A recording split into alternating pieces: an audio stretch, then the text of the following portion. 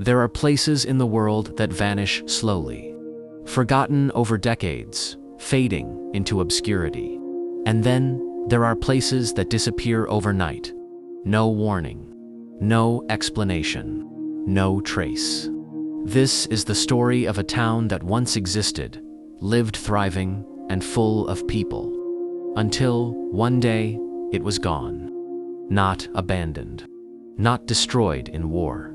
Erased, removed from maps, deleted from records, silenced from history, and for years, it was as if it had never existed at all. High in the remote mountains, far from major cities, stood a quiet settlement, a mining town. It wasn't famous, it wasn't wealthy, but it was alive. Families lived there. Children played in the streets. Workers descended into the earth each day, extracting valuable minerals that fueled distant industries. The town had a school, a small hospital, a marketplace where neighbors knew each other by name. Life was simple but stable, and for decades, nothing unusual happened. Until the night, everything changed. Beneath the town lay something far more powerful than its residents understood. Uranium. At the time, the world was entering a new era.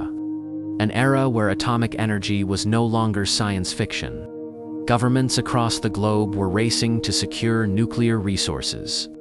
And this small, quiet town sat on top of one of them. At first, mining brought opportunity. Jobs increased. Money flowed in. New families arrived.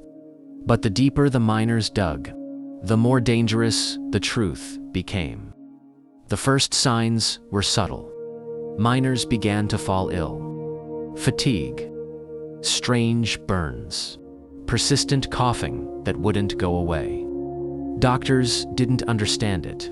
There were no clear symptoms pointing to a known disease. Then the animals began to die. Livestock weakened. Birds disappeared. Even the surrounding vegetation began to change.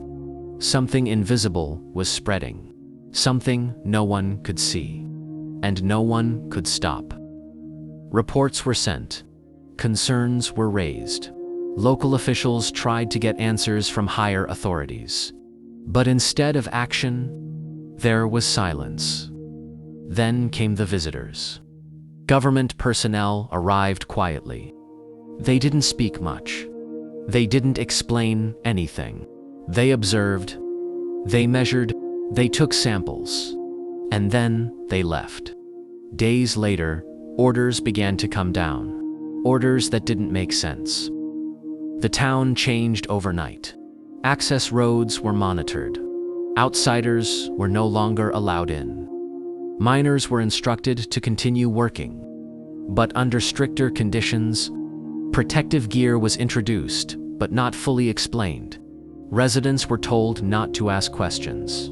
Something was wrong. Everyone could feel it, but no one was being told the truth. It wasn't just the miners anymore. Families began to get sick.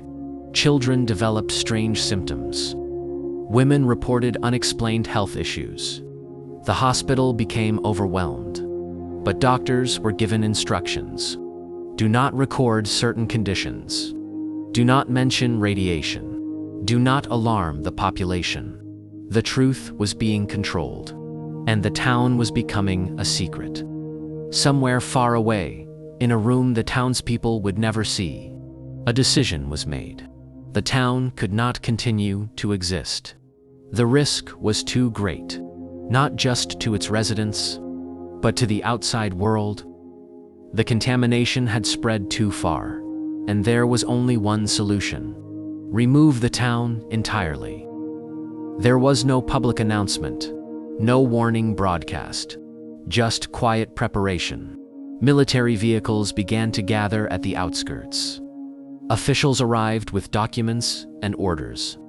And then, in the early hours before dawn, everything began. Residents were woken abruptly, told to pack only essentials. No explanations were given. Some believed it was temporary. Others sensed something more permanent. Families were loaded into vehicles. No time for goodbyes. No time to question. Within hours, the town was empty. What happened next was systematic. Buildings were sealed-door destroyed. Mines were closed and buried. Contaminated soil was removed or covered. Roads leading to the town were blocked. Signs were taken down. Landmarks disappeared. It wasn't just evacuation. It was erasure. Maps were updated. The town's name was removed. Official records were altered. Government documents no longer listed it. Even postal systems erased its existence. If you searched for it, you wouldn't find it.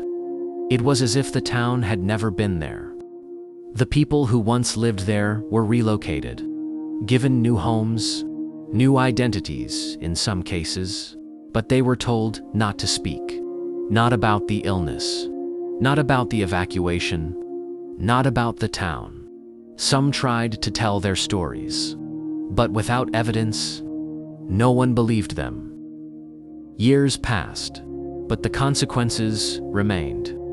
Many former residents suffered long-term health issues. Cancer rates increased. Lifespans shortened. But officially, there was no connection. Because officially, the town never existed. Occasionally, stories surfaced.